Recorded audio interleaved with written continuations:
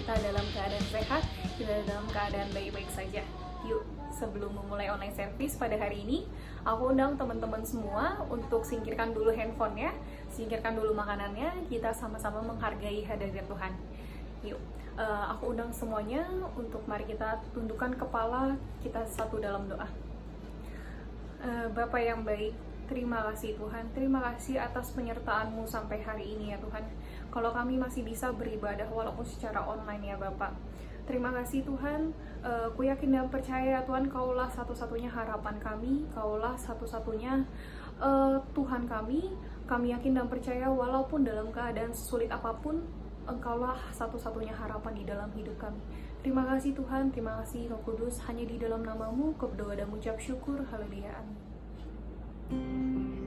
Yuk kita sama-sama mau nyanyi lagu ini. Lagu ini bilang kalau misalnya adalah Tuhan satu-satunya harapan kita.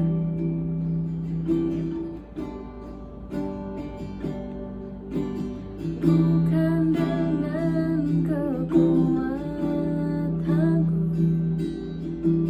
ku dapat jalani hidupku tanpa Tuhan yang di sampingku. Ku tak mampu sendiri,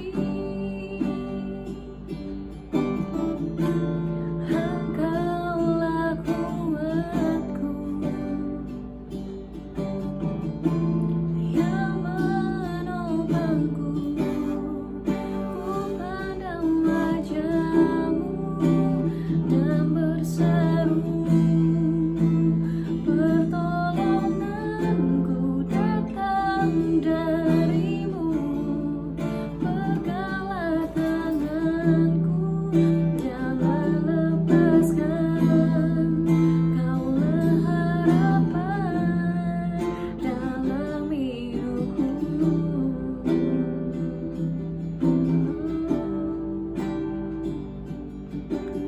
Bukan dengan kekuatanku ku dapat jalani hidupku tanpa Tuhan yang di sampingku.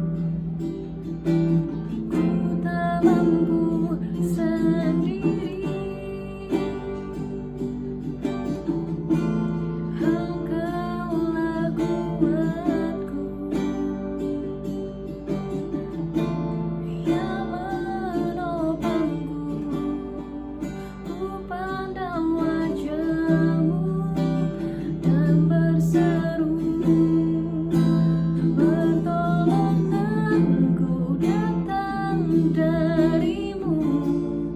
Peganglah tanganku, jangan lepaskan, Kaulah harapan dalam hidupku.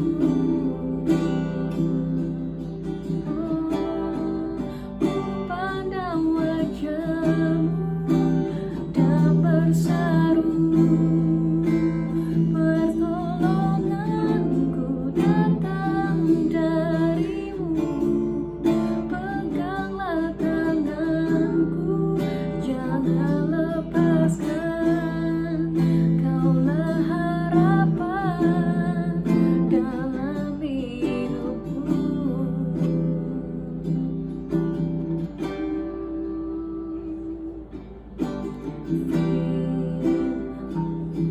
Berita bagi kakiku, terang bagi jalanku.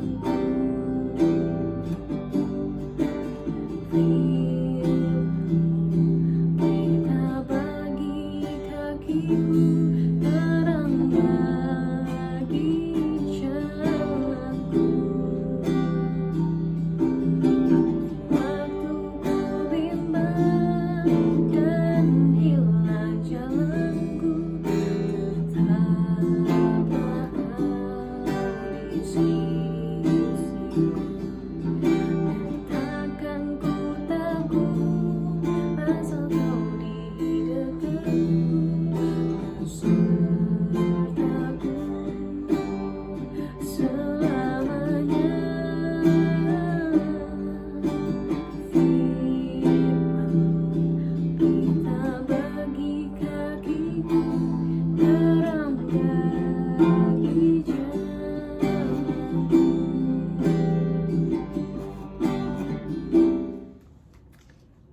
Shalom, Shine and Light Teenagers, apa kabar? Lama kita nggak berjumpa, dan hari ini di awal bulan Juli kita bertemu masih di online service, dan kita percaya firman Tuhan yang disampaikan, pujian penyembahan yang disampaikan tetap diterima oleh Tuhan, tetap menyenangkan dan memuliakan nama Tuhan. Sebelum kita mendengarkan firman Tuhan, yuk kita berdoa dulu, kita memohon pimpinan Tuhan dalam firman Tuhan sore hari ini. Tuhan Yesus, terima kasih Tuhan atas kesempatan waktu yang masih Tuhan berikan bagi kami untuk beribadah secara online ya Tuhan. Kami bersyukur ya Tuhan atas kesempatan ini. Kesehatan, kekuatan yang masih Tuhan berikan itu sangat berarti bagi kami. Kami bersyukur ya Tuhan, biarlah Tuhan pada sore hari ini kami mau belajar firman Tuhan bersama-sama. Biarlah Engkau pakai Tuhan mulut lidah bibir hamba supaya boleh menyampaikan kebenaran, menyampaikan kabar baik yang daripada Tuhan saja. Roh Kudus memampukan untuk bisa melakukan yang terbaik, untuk menyampaikan yang terbaik, dan juga kami yang mendengarkannya boleh menjadi pelaku-pelaku firman-Mu. Di dalam nama Tuhan Yesus Kristus kami berdoa dan mengucap syukur. Haleluya. Amin. Oke, dalam bulan Juli ini, di minggu yang pertama, saya diberikan tema Armor of God, artinya perlengkapan senjata Allah. Dan kita akan belajar bersama-sama tentang perlengkapan senjata Allah ini untuk kita mengalahkan iblis, mengalahkan si jahat, tipu muslihat iblis. Yuk, kita baca Alkitab kita sama-sama. Siapkan catatannya, siapkan Alkitabnya, yuk kita baca Alkitabnya. Diambil dari Efesus 6, ayat 10 sampai 17. Judul perikopnya, perlengkapan rohani. Akhirnya, hendaklah kamu kuat di dalam Tuhan, di dalam kekuatan kuasa-Nya. Kenakanlah seluruh perlengkapan senjata Allah, supaya kamu dapat bertahan melawan tipu muslihat iblis. Karena perjuangan kita bukanlah melawan darah dan daging, tetapi melawan pemerintah-pemerintah, melawan penguasa-penguasa, melawan penghulu-penghulu dunia yang gelap ini, melawan roh-roh jahat di udara. Sebab itu, ambillah seluruh perlengkapan senjata Allah, supaya kamu dapat mengadakan perlawanan pada hari yang jahat itu, dan tetap berdiri sesudah kamu menyelesaikan segala sesuatu. Jadi, berdirilah tegap, berikat pinggangkan kebenaran, dan berbaju zirahkan keadilan. Kakimu berkasutkan kerelaan untuk memberitakan Injil damai sejahtera. Dalam segala keadaan, pergunakanlah perisai iman. Sebab dengan perisai itu kamu akan dapat memadamkan semua panah api dari si jahat. Dan terimalah ketopong keselamatan dan pedang roh, yaitu firman Allah. Oke, kita akan belajar sama-sama. Saya akan coba bahas satu persatu dari perlengkapan senjata Allah yang kita mau pelajari pada sore hari ini. Yang pertama di Efesus 6 ayat 10. Firman Tuhan berkata seperti ini. Akhirnya ini adalah artinya kata-kata terakhir dari surat Paulus kepada jemaat di Efesus. Dan Paulus mengingatkan kepada jemaat-jemaatnya untuk kuat di dalam Tuhan. Yaitu, dia bilang, hendaklah kamu kuat di dalam Tuhan, di dalam kekuatan kuasanya. Ada kekuatan yang membuat kita kuat, yaitu firman Allah. Firman Allah yang membuat kita hidup ini, dalam kehidupan ini kita kuat.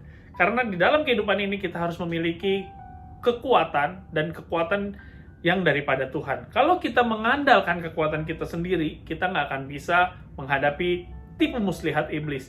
Karena iblis sudah siap. Di dalam 1 Petrus 5 ayat 8, firman Tuhan berkata, sadarlah dan berjaga-jagalah, karena lawanmu si iblis berjalan berkeliling sambil mengaum-ngaum mencari orang yang siap ditelannya. Jadi, iblis itu ada di sekitar kita. Dosa ada di sekitar kita. Iblis mau supaya kita berdosa, tapi Tuhan mau supaya kita selamat. Oleh karena itu, kita perlu kekuatan yang daripada Tuhan untuk melawan si iblis. Di sini semua, saya yakin teman-teman semua di sini mau selamat, betul? Mau masuk surga, betul? Mau jadi anak-anak Tuhan yang percaya dan selamat dan masuk surga. Oleh karena itu, saya mendorong kita semua untuk bisa bangun kekuatan bersama Tuhan. Lewat apa? Lewat pembacaan firman Tuhan pastinya. Kedekatan kita dengan Tuhan membuat kita kuat. Karena kalau dengan kekuatan kita sendiri, pasti kita nggak kuat. Pasti kita kalah, pasti kita lemah. Oleh karena itu, firman Tuhan bilang, kita punya roh yang lebih besar daripada di dunia ini, yaitu roh daripada roh Tuhan, yaitu Roh Kudus yang sudah diberikan kepada kita. Di dalam Tuhan, kita bisa kuat. Karena iblis selalu siap menyerang kita kapan aja. Even kita sudah melayani, even kita sudah dekat dengan Tuhan, even kita sudah baca Alkitab setiap hari, even kita sudah berdoa setiap hari, namanya dosa tetap mengincar kita. Betul gak? Sebagai contoh seperti ini. Saya bilang iblis siap menelan kita kapan aja. Dia mencari kelemahan kita. Di saat kita sedang lengah, disitulah iblis mulai bergerak. Contoh, sebagai kita anak-anak muda, biasanya kita sering dosa yang namanya tuh julid, atau nyinyir, atau gosip, ya. Dari situ, kalau kita terus bergosip, nggak mungkin kalau kita sudah baca Alkitab nih, misalnya, saya sudah rajin baca Alkitab, dan saya nggak akan bisa berdosa. Nggak mungkin. Tetap kita bisa berdosa karena kalau kita tidak mengandalkan kekuatan daripada Tuhan. Nggak mungkin pada saat kita, karena kita sudah baca Alkitab setiap hari, kita sudah berdoa setiap hari, pada saat kita mau menggosip, suara kita jadi hilang. Jadi, kamu tahu nggak? Suaranya tiba-tiba nggak ada. Nggak mungkin. Tetap pasti keluar suaranya, tetap gosipnya itu pasti keluar, kabar baik, kabar jeleknya juga keluar. Atau, misalnya kita sudah bertobat, kita sudah meninggalkan dosa kita sudah dibaptis, kita sudah baca firman Tuhan. Tapi kita suatu ketika, kita lengah, kita emosi, kita disalip dari motor sebelah. Tiba-tiba kita keluar kata binatang. Ada sensornya sendiri, nggak bisa. Itu tetap dari dalam diri kita sendiri yang harus menahannya, yang harus mengalahkan kedagingan kita, mengalahkan perkataan kotor kita, mengalahkan pikiran-pikiran jahat kita, pikiran kotor kita. Atau sebagai contoh lagi, karena kita sudah merasa kita sudah dekat dengan Tuhan, pada saat kita nonton blue film semuanya gambarnya blue, nggak kelihatan apa-apa. Nggak mungkin, tetap aja gambar yang keluar ya gambar-gambar yang nggak baik, gambar-gambar yang nggak bagus, yang nggak pantas, yang tidak senonoh, itu pasti akan tetap keluar. Tapi kalau kita punya kekuatan, dari awal kita nggak melihat itu, kita pada saat diajak atau dikirimin video atau apapun, langsung skip atau langsung delete, jangan pernah dilihat gitu loh. Kalau kita masuk ke dalamnya, kita akan lengah, kita jatuh, iblis siap menerkam kita. Jadi hati-hati. So, kita bangun kekuatan kita bersama dengan Tuhan supaya kita bisa kuat mengalahkan tipu muslihat iblis. Karena iblis itu sangat licik, dia pinter, dia tahu kelemahan kita. Dia sangat tahu, di titik ini kita lemah. Kalau kita lagi sendirian, kita lemah. Atau kita kalau lagi udah mulai ngumpul sama teman-teman kita, komunitas kita mulai ngomongin orang, kita mulai berkata-kata kotor, mulai mikir-mikir yang enggak-enggak.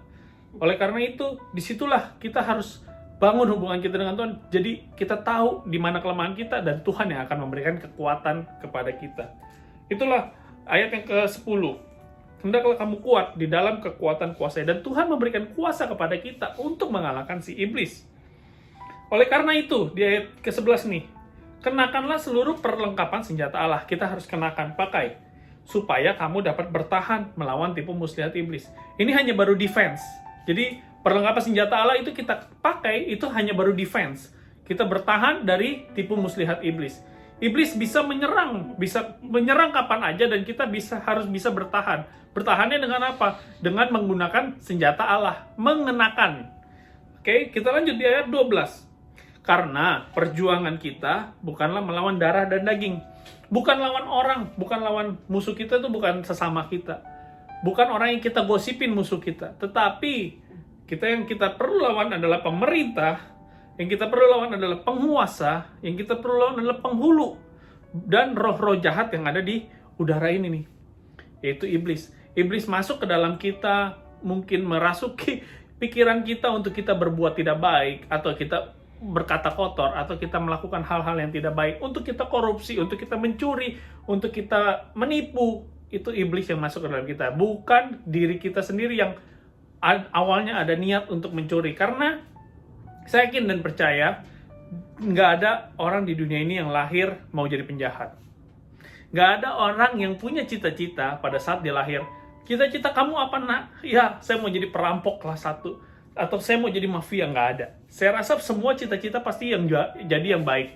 Jadi yang hebat, jadi yang baik, yang bagus gitu loh. Yang berkenan di hadapan Tuhan gitu. Nggak ada yang punya cita-cita lahir-lahir langsung, ya mau jadi apa? Mau jadi penjahat, mau jadi penjual narkoba. Nggak ada. Itu semua adalah hasil tipu muslihat iblis, merasuk ke dalam kehidupan dia di saat dia lemah. Dari situlah mulai akar-akar dosa yang terus bertumbuh dan bahkan menjatuhkan dia. Oleh karena itu, kita harus melawan roh-roh jahat itu, melawan penguasa-penguasa itu. Tadi kita kalau pakai itu kita baru bertahan. Sedangkan kita harus melawan. Nah, di ayat 13 firman Tuhan berkata, ambil. Jadi setelah kita pakai, kita ambil seluruh perlengkapan senjata Allah, supaya kamu dapat mengadakan perlawanan pada hari yang jahat itu, dan tetap berdiri sesudah kamu menyelesaikannya segala sesuatu. Karena hari yang jahat itu datang sewaktu-waktu. Masalah datang sewaktu-waktu. Kita tidak boleh kalah oleh masalah itu, kita tidak boleh kalah oleh tipu muslihat iblis itu. Pada saat kita datang masalah, nggak mungkin kita cari firman Tuhan. Apa nih ayat yang cocok? Sedang krisis kok, nggak ada duit. Cari firman Tuhan, apa yang harus kita lakukan pada saat kita nggak ada duit? Nggak ada. Oleh karena itu, bangun hubungan kita dengan Tuhan. Baca Alkitab kita setiap hari, supaya kita punya stok. Punya stok kekuatan pada saat kita lemah, pada saat kita dalam masalah, kita sudah punya kekuatan, yaitu firman Tuhan. Kenapa penting? Saya sering tiap hari saya selalu berusaha membagikan ayat-ayat Alkitab yang mungkin pada saat kita baca, saat kalian baca, atau pada saat saya baca itu nggak relevan dengan kehidupan yang kita alami hari-hari ini. Tapi pada suatu saat itu menjadi relevan. Pada satu titik kita dalam menghadapi masalah, Alkitab yang kita pernah baca memberikan kekuatan kepada kita. Saya pernah punya pengalaman. Pada saat saya baca Alkitab, saya nggak ngerti ini apa. Saya nggak ngerti di perjanjian lama gitu kan.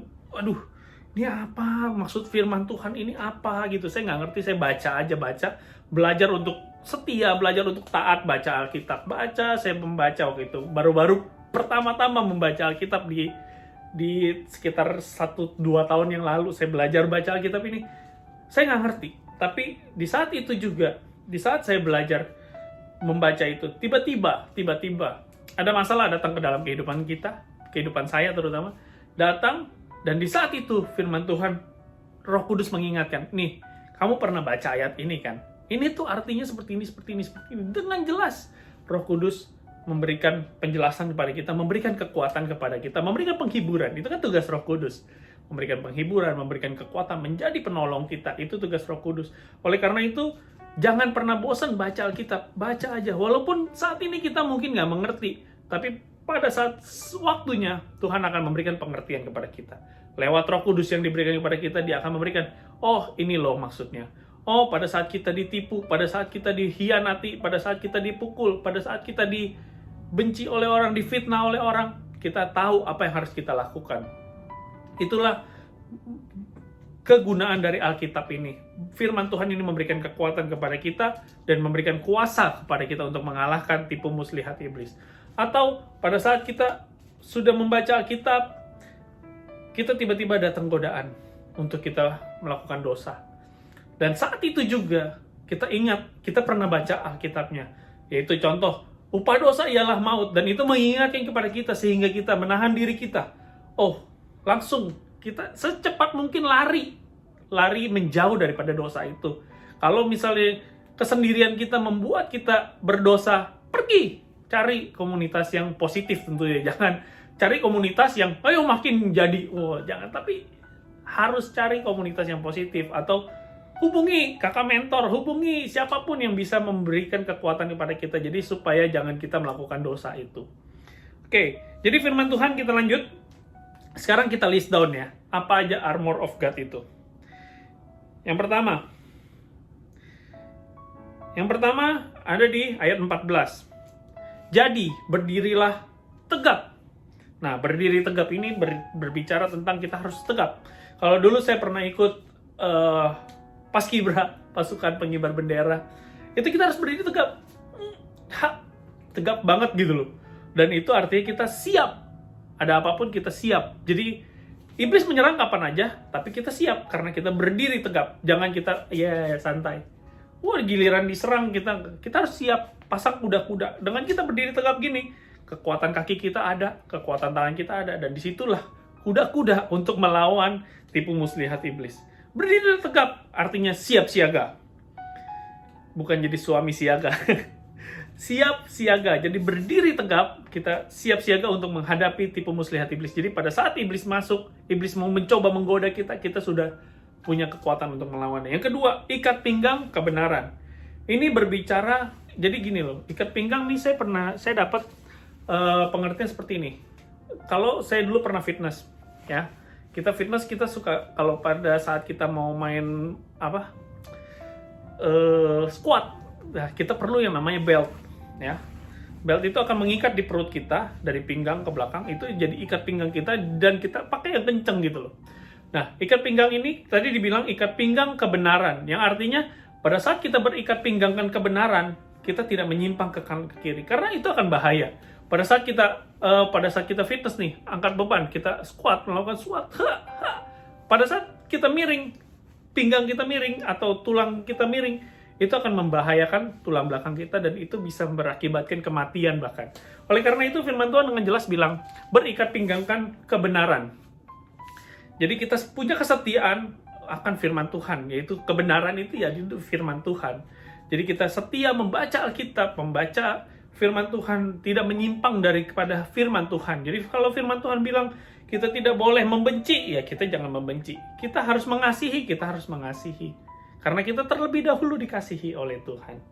Itu yang pertama, ikat pinggang kebenaran. Yang kedua, bicara tentang baju zirah. Baju zirah keadilan.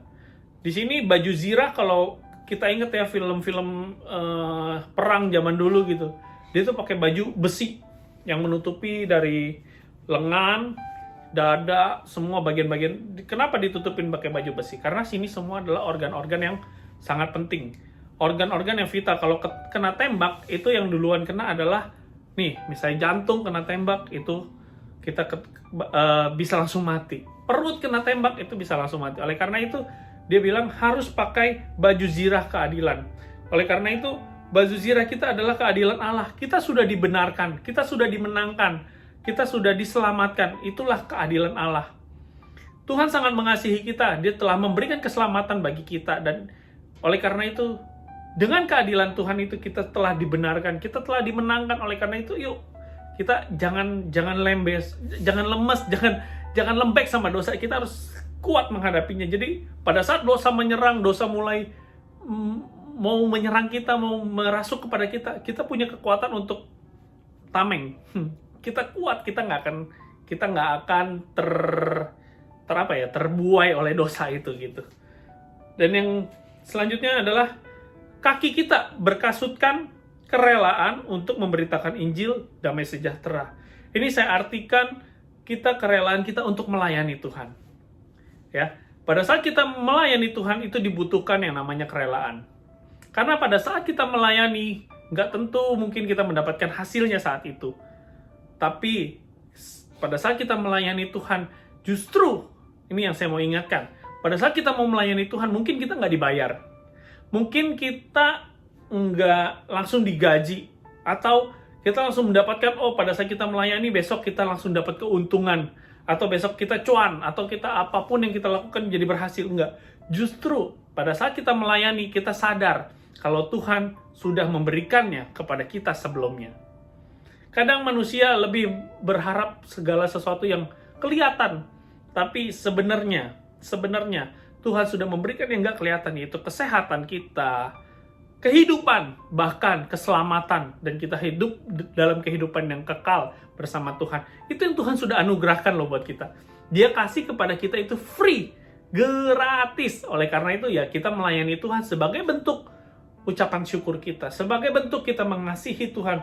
Jangan kita melayani, gue dapat apa ya? Ntar dulu, gue rugi nggak ya kalau pelayanan? Kalau gue tolongin dia, gue kasih persembahan, atau gue setiap minggu harus latihan musik, harus main musik atau jadi WL, gue rugi, gue dapat apa ya? Gue digaji berapa ya? Gue di PK berapa ya? Enggak. Justru Tuhan sudah memberikan kepada kita hidup yang kekal. Dan itu yang nggak bisa kita dapetin. Itu oleh karena kasih karunia aja kita bisa dapetin. Oleh karena itu kita harus sadar, pada saat kita mau melayani, kita harus bersepatunya nih, yang menjadi alas kaki kita itu, yang menjadi alas dasar kita, alasan kita untuk melayani adalah karena kita mengasihi Tuhan. Karena Tuhan terlebih dahulu memberikan kepada kita. Gajinya udah dibayar di muka. Tapi kadang orang, manusia, kalau udah dibayar dia lupa. Oleh karena itu kita jadilah pribadi-pribadi yang tahu diri, supaya kita kan kayak kesel gitu ya kalau ngelihat orang, udah ditolong, udah dibantuin, tapi lu lupa sama gue, lu nggak inget jasa gue gitu. Itu kita sebagai manusia aja kayak kita nggak seneng. Tapi Tuhan sih jauh punya kasih yang lebih luar biasa daripada kita ya. Kita kan manusia, kasihnya terbatas, tapi Tuhan tidak terbatas. Tapi ya jangan kita ngecewain Tuhan gitu loh ya. Jangan kita menyia-nyiakan pengorbanan Tuhan di kayu salib. Yuk kita melayani dengan penuh kasih. Nah, kasut ini juga berbicara, saya diingatkan, kasut ini berbicara tentang sepatu ya. Kalau zaman sekarang ini sepatu. Mungkin kita sebagai anak-anak muda punya sepatu koleksi, sepatu mungkin merek tertentu atau brand tertentu, atau yang suka sepatu tertentu dia punya ini. Jadi style. Sepatu zaman sekarang bukan hanya sebagai alas kaki, bukan hanya sebagai untuk dipakai jalan, untuk dipakai olahraga, tapi menjadi suatu style, jadi suatu gaya hidup gitu loh. Nah, Tuhan mengingatkan juga kepada kita, jadikanlah pelayanan sebagai gaya hidupmu. Nggak harus kita ada di gereja untuk bisa melayani, nggak harus kita ada di atas mimbar, berkhotbah, sharing firman Tuhan, atau puji-pujian, worship leader, atau main musik, atau jadi penyambutan asyar. Bukan itu pelayanan sesungguhnya. Pelayanan sesungguhnya pada saat kita berada di dunia luar. Karena ini kita garam, karena ini kita terang, harus berada di tempat yang hambar, supaya kita menjadi dampak buat mereka. Terang itu harus berada, supaya kelihatan, terang itu harus berada di tempat yang gelap. Tempat yang gelap, tapi bukannya dia jadi ikut-ikutan redup atau mati, bahkan jadi gelap, bahkan jadi sumber kegelapan, tapi dia harus menerangi yang gelap itu. Garam, nggak ada tuh. Kalau kita makan sayur, dia tidak, pada saat kita tambahin garam itu yang jadi tawar, nggak ada. Tapi garam itu yang memberikan dampak kepada sayur itu. Sayur sop, misalnya kita makan sop, dengan dikasihnya garam, itu jadi asin, jadi dampak, dan itulah kita nikmati. Oleh karena itu kita melayani bukan cuman pada saat kita di gereja. Melayani bukan saat kita ada di ibadah salt atau ibadah raya. Tapi melayani dimanapun kita berada, lakukanlah itu seperti untuk Tuhan. Kolose 3 ayat 2-3. Lakukanlah seperti untuk Tuhan. Dan juga Matius 5 ayat 16. Biarlah terangmu bercahaya dan semua orang bisa melihat perbuatanmu yang baik dan memuliakan Bapamu yang di sorga. Itulah esensi pelayanan yang sesungguhnya. Jadi jangan terbatas, kok gue nggak bisa nyanyi, kok gue nggak bisa. Ya lu jangan nyanyi kalau nggak bisa nyanyi, seperti gue gitu. Nggak bisa nyanyi, maksa nyanyi, ya begitu, fals. Kok gue nggak bisa main musik, tapi kan lu bisa berbuat baik. Lu bisa memberikan senyum. Senyum itu sebuah pelayanan loh. Kadang ada orang yang bertemu dengan kita, dia lagi sumpek, dia lagi bete. Tapi kalau melihat muka kita asem kayak gini, makin bete dia pasti. Coba pada saat dia ketemu kita berikan senyum, shalom, apa kabar, WhatsApp, lu kenapa? Dia bisa cerita, dia bisa curhat. Kita bahkan nggak memberikan solusi, kita jadi telinga aja buat dia, buat dengerin segala permasalahan dia. Itu sudah pelayanan buat dia, menolong dia daripada kesesakan. Orang kan kalau lagi dalam masalah mungkin harus mengungkapkan, harus curcol, harus curhat, harus mengungkapkan isi hati. Dengan dia mengungkapkan saya, dia lega. Kadang kita nggak memberikan solusi, bahkan kadang ya pada saat kita konseling, dia sudah tahu sebenarnya solusinya apa. Dia udah tahu apa yang harus dia lakukan, dia bahkan lebih tahu karena mungkin dia di bidangnya gitu. Tapi ya kita cukup mendengarkan aja. Jadi pendengar aja itu udah melayani, sudah menolong, memberikan damai sejahtera buat orang-orang di sekitar kita. Jadi sekali lagi gue mau ingetin, jadikanlah pelayanan sebagai lifestyle, sebagai gaya hidup. Kasut, bicara tentang sepatu, ingat sepatu ada dengan merek-merek tertentu, juga promo nih di Jeribon mungkin dengan merek-merek tertentu gitu kan, jadi style, jadi gaya kita. Jadikanlah pelayanan itu sebagai gaya hidup kita. Jadikanlah perbuatan baik itu sebagai gaya hidup kita. Jadikanlah menolong sesama kita menjadi gaya hidup kita. Oke, selanjutnya kita berbicara tentang perisai iman. Perisai iman itu yaitu firman Tuhan. Seperti tadi gue bilang, kita harus baca firman Tuhan setiap hari. Dengan kita punya baca firman Tuhan, iman kita terbangun. Kita semakin percaya kalau Yesus itu Tuhan. Kadang kita mungkin sudah Kristen berapa lama, kita udah gereja berapa lama, tapi kita nggak mengakui Yesus itu sebagai Tuhan dan Juru Selamat kita. Mungkin Juru Selamat, oke, ya giliran kita ada masalah kita cari Tuhan, tapi giliran kita lagi senang kita tidak memuliakan nama Tuhan. Kita tidak ingat kalau kita bisa ada sampai hari ini, itu adalah pertolongan Tuhan. Seperti hari-hari ini, misalnya kita mendengar begitu banyak orang, bahkan sampai hari ini gue syuting nih, itu udah 50.000 sekian ya, kalau nggak salah, yang terjangkit. Dan gue bahkan kayaknya gue udah nggak mau lihat lagi perkembangan COVID sampai mana, karena bukannya kita jadi tahu informasi, tapi kita jadi parno. Aduh, ini orang-orang sekitar gue ada yang COVID nggak ya? Atau gue harus bagaimana nih untuk menghadapi orang-orang sekitar gue? Cuci tangan terus, apa segala macam, sampai lecet-lecet cuci tangan gitu kan. Tapi ya kita tetap jaga diri kita. Kita percaya perlindungan Tuhan itu nyata dalam hidup kita, tapi kita jangan konyol, oke? Kita tetap pakai masker, cuci tangan, kalau perlu pakai face shield gitu kan. Itu ketopong keselamatan kita gitu kan. Nah, bangun iman kepercayaan kita. Jadi pada saat kita melangkah, pada saat kita melakukan segala sesuatu, kita percaya Tuhan akan menolong kita, Tuhan akan memberkati kita. Dengan demikian kita punya iman kepada Tuhan kita, dan kita tahu Tuhan kita yang pegang kendali atas hidup kita. Jadi pada saat kita mengalami masalah, pada saat kita mengalami problema, kita ingat ini semua dalam kehendak Tuhan, semua dalam pengendaliannya Tuhan. Jadi kita nggak usah khawatir, kita nggak usah takut, kita percaya Tuhan pasti akan menolong kita, Tuhan akan menyertai kita, dan segala sesuatu yang disertai oleh Tuhan pasti berhasil. Oleh karena itu pada saat kita kuliah, pada saat kita sekolah, pada saat kita bekerja, kita yakin dan percaya penyertaan Tuhan. Milikilah iman. Oleh karena itu kita dengan perisai iman, pada saat si jahat mulai panah api buat kita, mungkin bikin kita down, mungkin bikin kita lemah, mungkin tembakin dosa supaya kita melakukan dosa, kita punya iman kepercayaan kepada Tuhan, kita nggak akan kena oleh panah apinya si jahat. Kita akan punya perisai. Kalau perisai, ingat ya, kalau film Captain America gitu kan, dengan diangkat perisai itu semua senjata lawan tuh runtuh gitu, semua senjata dari manapun dia runtuh. Itu baru perisainya si Captain America. Apalagi kalau kita punya perisai iman. Bagaimana bangun iman kita? Ya bangun iman kita, baca firman Tuhan. Dengan kita punya perisai makin besar, semakin besar pula perlindungan kita. Akhir-akhir ini gue banyak datang ke customer gitu kan.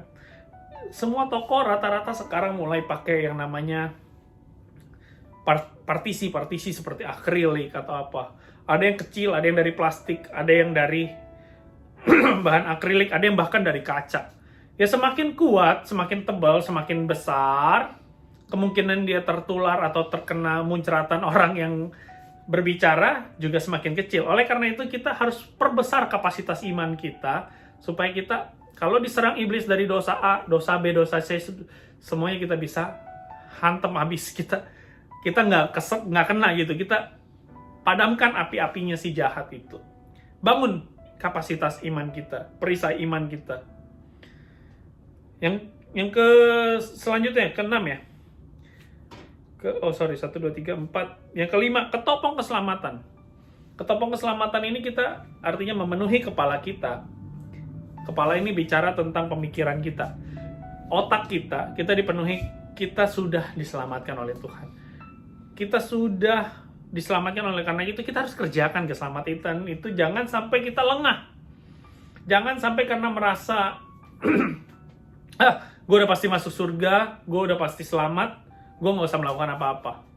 Nggak. Firman Tuhan berkata, kerjakanlah keselamatanmu dengan takut dan gentar. Ibarat kita tuh ya, kemarin gue pernah bahas ini kalau nggak salah di ibadah kita di South, tapi sekali lagi gue ulang, ibarat kita punya badan yang bagus setelah kita nge-gym, ya, kita harus tetap mengerjakan keselamatannya itu. Kita harus tetap jaga makan kita harus tetap olahraga. Contoh seperti Ade Rai, sampai hari ini yang gue tahu Ade Rai tetap fitness. Ade Rai tetap jaga pola makan dia, nggak setiap hari makan bakmi, nggak setiap hari makan Indomie. Dia pasti akan jaga protein dia akan jaga makan dia. Oleh karena itu sampai hari ini dia masih memiliki badan yang binaraga gitu loh. Jadi masih berotot, masih kuat, masih kekar. Itulah yang harus kita lakukan. So, ibarat seperti itulah kita harus mengerjakan keselamatan. Tuhan sudah memberikan keselamatan kepada kita. Tuhan sudah memberikan badan yang bagus buat kita, tapi kita nggak jaga. Kita makan sembarangan, kita nggak olahraga, kita cuma taunya makan tidur jalan gitu. Makan tidur. Akhirnya ya kita nggak bisa memiliki badan yang bagus lagi. Oleh sama seperti keselamatan. Tuhan sudah berikan keselamatan kepada kita. Oleh karena itu kita harus kerjakan. Lakukan firman Tuhan. Seperti tadi gue bilang, Tuhan sudah memberikan duluan di muka. Memberikan DP, bukan cuma DP, dia lunas di awal. Kalau orang DP itu baru separoh, tapi Tuhan bilang, hargamu telah lunas dibayar dengan darah Kristus yang mahal. Jangan sia-siakan pengorbanan Tuhan Yesus di kayu salib. Itu adalah kabar terbaik yang pernah gue dengar kalau kita diselamatkan dari segala dosa kita. Yang harusnya kita nggak selamat, yang harusnya kita mati dengan dosa-dosa kita, binasa dengan dosa-dosa kita. Tapi Tuhan sudah memberikan keselamatan buat kita. Dia memberikan keselamatan itu dengan cuma-cuma. Oleh karena itu yuk, jangan sia-siakan pengorbanan Tuhan Yesus. Jadi pribadi Kristen, orang Kristen yang tahu diri. Jangan jadi orang Kristen yang nggak tahu diri. Ya, tertopong keselamatan dan juga pedang roh. Pedang roh ini nggak lain dan nggak bukan, yaitu firman Allah. Kita buka ayatnya di Ibrani 4 ayat 12. Ya. Ibrani 4 ayat 12. Sebab firman Allah hidup dan kuat dan lebih tajam daripada pedang bermata dua manapun. Ia menusuk amat dalam sampai memisahkan jiwa dan roh, sendi-sendi dan sumsum. Ia sanggup membedakan pertimbangan dan pikiran hati kita. Dan tidak ada satu makhluk yang tersembunyi di hadapannya. Sebab segala sesuatu telanjang dan terbuka di depan mata Dia, yang kepadanya kita harus memberikan pertanggungjawab. Firman Tuhan sebagai pedang roh bermata dua. Pada saat saya menyampaikan firman Tuhan ini memberi kekuatan, memberikan pengajaran buat teman-teman semua yang mendengarkan. Ini juga memberikan kekuatan buat saya. Memberikan kekuatan, penghiburan, penolong, menjadi pengajaran juga, menjadi peringatan buat saya juga untuk terus berada di dalam track kehendak Tuhan. Oleh karena itu yuk kita sama-sama terus bangun hubungan kita dengan Allah, miliki firman Tuhan sebagai pedang roh kita untuk melawan. Jadi sifat pedang itu adalah ofensif. Kalau tadi kita berbicara tentang ketopong, berbicara tentang baju zirah, berbicara tentang perisai, ikat pinggang, itu hanya untuk defense dari serangan-serangan iblis. Iblis bisa nyerang kita kapan aja, dia siap menelan kita kapanpun, dan oleh karena itu kita butuh defense. Nggak cuma defense, Tuhan bilang kita harus offense, kita harus serang, kita harus kalahkan itu, bahkan matiin tuh si iblis istilahnya gitu. Jadi pada saat dosa datang kita gue nggak lihat atau gue nggak ngomongin, tapi bukan cuma itu, tapi kita harus serang balik. Artinya kita bukan mungkin ada orang yang sedang gosip di depan kita. Jangan kita ikut-ikutan. Oke, kita udah defense tuh. Kita nggak ikut-ikutan ngegosip. Tapi kita harus serang balik. Artinya gini, udah deh, jangan ngomongin orang. Udah deh, jangan ngegosipin dia lagi. Udah deh, jangan nyinyirin dia lagi. Atau jangan iri sama dia, atau apapun. Kita harus offense, kita harus serang. Supaya kalau kita ada di situ terus, kita akan keserang. Kita akan kalah lama-lama. Atau kita punya komunitas. Teman-teman kita ngajakin nonton film porno. Gue nggak ikut nonton, tapi di sekitar situ nonton, akhirnya kita yang jatuh. Tapi kita harus serang balik itu. Please lu orang jangan nonton, dosa tahu gini, kita justru jadi terang, kita sampaikan kebenaran. Masalah dia seneng nggak seneng atau nanti dia malah menjauhi kita, itu urusan belakang. Bahkan Roh Kudus yang akan menolong kita. Kalau bisa dibikin juga itu orang bertobat saat itu juga, dan dia tidak menonton film porno lagi, dia bisa bertobat, itu karena kita sudah melakukan serangan balik. Jadi Tuhan mau kita bukan cuman ya udah iblis serang kita bertahan, enggak, sampai kapan kita harus serang balik, kita harus matikan itu dosa itu, bahkan kalau perlu kita bikin dia bertobat, jangan sampai dia terus-terusan ada di situ. Karena kalau kita masih ada di situ terus, komunitas itu terus, kita akan terbawa. Kita terbiasa ngomong kasar, ngomong ngata-ngatain kebun binatang sama orang-orang sekitar kita, orang-orang sekitar kita ngatain kita, atau gimana ngomong di situ. Lama-lama tanpa kita sadar mulut kita juga ikutan. Kita ikutan ngatain, dari dipleset-plesetin apa segala macam, sampai ya akhirnya ya kita terbiasa dengan kata kotor itu.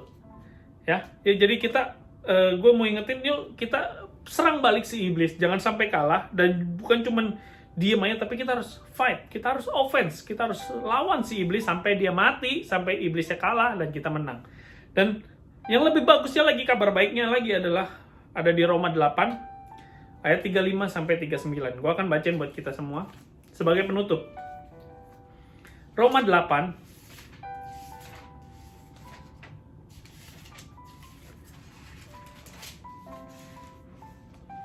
ayat 35 sampai 39. Siapakah yang akan memisahkan kita dari kasih Kristus? Penindasan atau kesesakan, atau penganiayaan, atau kelaparan, atau ketelanjangan, atau bahaya, atau pedang? Seperti ada tertulis, oleh karena engkau kami ada dalam bahaya maut sepanjang hari. Kami telah dianggap sebagai domba-domba sembelihan. Tetapi, nah ini kita tadi bilang, dalam ini semua ini bicara tentang kita diserang nih, diserang oleh penindasan, masalah, kesesakan, penganiayaan, kelaparan, ketelanjangan, atau bahaya, atau pedang. Itu masalah yang menyerang kita. Karena kita setiap hari ada dalam bahaya maut. Yaitu apa? Iblis setiap hari dorong kita untuk melakukan dosa. Iblis setiap hari siap-siap untuk kita, nih, jatuh lu ke dalam dosa ini. Pada saat kita jatuh dalam dosa, upah dosa ialah maut, kebinasaan. Oleh karena itu kita setiap hari itu dalam bahaya maut sebenarnya. Tetapi, kabar baiknya ada di ayat 37. Tetapi, dalam semuanya itu, kita lebih daripada orang-orang yang menang oleh Dia yang telah mengasihi kita. Sebab aku yakin bahwa baik maut maupun hidup, baik malaikat-malaikat maupun pemerintah-pemerintah, baik yang ada sekarang maupun yang akan datang, atau kuasa-kuasa, baik yang di atas maupun yang di bawah, ataupun sesuatu makhluk lain, tidak akan dapat memisahkan kita dari kasih Allah yang ada dalam Kristus Yesus Tuhan kita. Nah, kita sudah dikasih kunci kemenangannya. Kita bahkan sudah lebih daripada pemenang. Kita lebih daripada orang-orang yang menang. Tetapi dalam semuanya itu kita lebih daripada orang-orang yang menang. Artinya pada saat kita berperang melawan iblis, bukan cuma dikasih senjata sama Tuhan, bukan cuma dikasih kekuatan dan kuasa, tapi Tuhan memberikan kita kemenangan. Jadi pada saat kita menang, itu semua Tuhan udah kasih buat kita. Tuhan sudah sediakan buat kita. Saya pernah bahas dulu tentang pertandingan home away ya. Kalau kalian ingat, kita pada saat kita masuk ke dalam suatu pertandingan, misalnya saya sebagai tim away, pada saat di pertandingan away saya sudah menang besar 5-0 atau 3-0 atau bahkan ya 5-0 lah kita bicara. Pada saat pertandingan home kita harus berdiri tegap. Kenapa? Kita sudah menang. Kita harus tetap siap sedia. Kita harus tetap jaga. Penjaga gawangnya harus tetap jaga. Nggak mungkin dong kita, udah menang 5-0. Udah kita mainnya santai aja, nggak usah main duduk-duduk aja, santai-santai aja. Bahkan kita tidur-tiduran di lapangan. Oke lah, kipernya jago. Anggaplah kipernya itu Tuhan Yesus yang sudah menjaga gawang dengan luar biasa. Tapi kan kita nggak mungkin dong kita santai, kita nggak mengerjakan keselamatan itu, kita dalam pertandingan itu kita ya udah, kita nggak usah berperang, kita nggak usah menyerang, bahkan pasti kita defense, minimal kita defense. Satu tim yang sudah menang, dia akan jaga kemenangan itu dengan defense. Tapi ingat kata Kapten Tsubasa, pertahanan terbaik ialah menyerang. Oleh karena itu pada saat kita sudah berhasil defense, jangan cuma berhenti di defense, tapi kita harus serang. Supaya apa? Pada saat kita serang dia bertahan, dia nggak sempat untuk nyerang kita. Oleh karena itu, seranglah si iblis. Karena Tuhan sudah memberikan kemenangan buat kita. Dan gue yakin, lewat armor of God yang Tuhan sudah sediakan buat kita, kita akan mendapatkan kemenangan, kita akan meraih kemenangan-kemenangan bersama Tuhan, daripada kemenangan demi kemenangan dan kepada kemenangan. Jadi dalam apapun yang kita hadapi hari-hari ini, masalah, dosa yang merintangi, dosa yang coba mengikat kita, mungkin kita masih ada terikat oleh dosa. Hari ini gue mau berdoa buat kita semua, kita akan menang, bukan cuma bertahan, iya gue terikat kok oleh dosa ini, gue nggak bisa lepas. Tapi gue mau berdoa buat kita semua hari ini, kita nggak cuma bertahan, kita oke, gue udah berhenti dari dosa itu, tapi nggak, kita justru jadi penolong buat orang-orang lain yang masih terikat. Ibaratnya kita sebagai dulunya pencuri, misalnya gue dulu seorang pencuri, gue nggak cuman bertobat, gue nggak mencuri lagi, tapi yang Tuhan mau pada saat kita bertobat, kita bukan cuman berhenti mencuri, tapi kita malah menjadi pemberi, bahkan menjadi duta anti mencuri. Seperti orang yang terkena narkoba, setelah dia rehabilitasi, dia bukan cuman ya gue nggak pakai narkoba lagi, tapi dia justru jadi duta, yuk jangan pakai narkoba karena narkoba itu begini. Orang yang tadinya merokok, dia nggak akan merokok lagi, dia akan berhenti dari merokok, dia jadi duta anti rokok. Itulah yang Tuhan mau dalam kita, bukan cuma defense, tapi kita mau offense, kita lawan, matiin si iblis. Oke, hari ini gue mau berdoa buat kita semua, yuk kita satu hati dalam doa. Firman Tuhan gue sudah selesai, dan biarlah Roh Kudus yang menjamah hati kita semua, memberikan kekuatan kepada kita, memberikan kuasa kepada kita untuk melawan si iblis. Dan iblis itu udah gak ada giginya, dia hanya seperti singa yang mengaum-ngaum, siap untuk menelan. Di situ tidak dibilang dicabik-cabik. Harusnya singa itu kalau makan dia punya gigi taring, dia akan cabik-cabik dulu, dia akan kunyah-kunyah dulu, tapi ini dia cuma bisa nelan. Oleh karena itu dia udah gak ada giginya, dan kita bisa mengalahkan si iblis karena Tuhan sudah memberikan kemenangan itu buat kita. Oke, ya kita satukan hati, kita berdoa, dan gue mau berdoa buat kita semua yang mungkin masih terikat dalam dosa, yang masih terikat dalam masalah. Gue yakin dan percaya Tuhan yang akan menolong kita semua, Tuhan yang akan menyembuhkan, Tuhan yang akan memberikan kemenangan, Tuhan yang akan melepaskan kita dari segala masalah yang kita hadapi saat-saat ini. Mari kita berdoa. Yuk.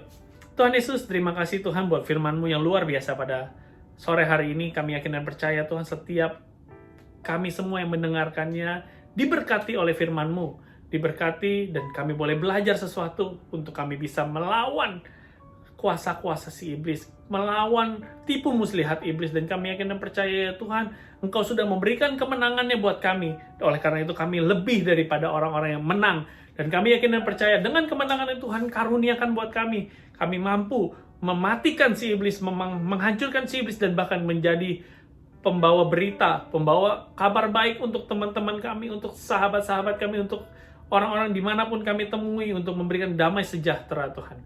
Pada hari ini Tuhan Yesus, kami secara khusus, hamba secara khusus mau berdoa Tuhan, buat teman-teman di ibadah SALT ini Tuhan, di komunitas SALT ini yang masih terikat dalam setiap masalah, dalam setiap dosa yang merintangi apapun itu Tuhan, dosa pornografi, dosa rokok, dosa hal-hal yang gosipin orang. Tapi kami yakin dan percaya bersama dengan Tuhan Yesus, Tuhan akan melepaskan ikatan itu. Di dalam nama Tuhan Yesus, dosa itu boleh dilepaskan, dan bahkan kami boleh menjadi saksi untuk menjadi duta anti dosa itu ya Tuhan. Kami yakin dan percaya Tuhan, bersama dengan Tuhan Yesus, bersama dengan Roh Kudus, dengan kuasa yang Tuhan berikan buat kami mampu melepaskan itu semua, kami mampu mengalahkan itu semua dengan perlengkapan senjata Allah yang Tuhan sudah berikan buat kami. Kami mau mengenakan, kami mau mengambil, kami mau memakai senjata Allah itu untuk menghancurkan si iblis. Di dalam nama Tuhan Yesus Kristus kami sudah berdoa dan mengucap syukur. Engkau memberkati Tuhan setiap jiwa-jiwa yang hadir di online service ini, yang menonton tayangan ini. Biarlah mereka boleh mendapatkan kemenangan yang luar biasa, mereka boleh mendapatkan kelepasan, mereka boleh meraih kemenangan bersama dengan Tuhan. Hanya di dalam nama Tuhan Yesus Kristus kami berdoa dan mengucap syukur. Haleluya, amin. Oke guys, kita sudah memuji dan menyembah Tuhan, dan kita sudah mendengarkan firman Tuhan. Ini saatnya kita mengakhiri ibadah kita pada sore hari ini. Mari kita berdoa bersama-sama. Tuhan Yesus, terima kasih Tuhan buat firman-Mu hari ini, buat pujian penyembahan kami. Biarlah ini semua boleh menyenangkan hati Tuhan, dan apa yang Tuhan sudah sampaikan lewat firman-Mu Tuhan, biarlah kami boleh menjadi pelaku-pelaku firman-Mu. Kami boleh mempergunakan selengkap senjata Allah untuk menghadapi si iblis ya Tuhan. Terima kasih Bapa, terima kasih Engkau memberkati setiap anak-anak-Mu yang hadir secara online. Tuhan, Engkau memberkati apapun yang menjadi permasalahan mereka, apapun yang menjadi pergumulan mereka, biarlah Engkau yang menolong, Engkau yang memberikan kelepasan, Engkau yang memberikan kemenangan ya Bapak. Dan kami yakin dan percaya bersama dengan Engkau, kami pasti akan menjadi pemenang, bahkan lebih daripada pemenang. Terima kasih Tuhan Yesus, terima kasih. Dan kini tiba saatnya kita mau menyambut berkat Tuhan yang daripada surga. Kita arahkan hati dan pikiran kita kepada Tuhan, sumber segala berkat kita. Tuhan memberkati engkau dan melindungi engkau. Tuhan menyinari engkau dengan wajahnya dan memberikan engkau kasih karunia. Tuhan menghadapkan wajahnya kepadamu dan memberikan engkau damai sejahtera yang daripada surga. Terimalah berkat Tuhan dan jadilah berkat dimanapun kalian berada. Jadilah terang, jadilah garam, dan terus memuliakan nama Tuhan. Hanya di dalam nama Tuhan Yesus Kristus kami sudah berdoa dan mengucap syukur. Haleluya. Amin. God bless you. Happy Sunday.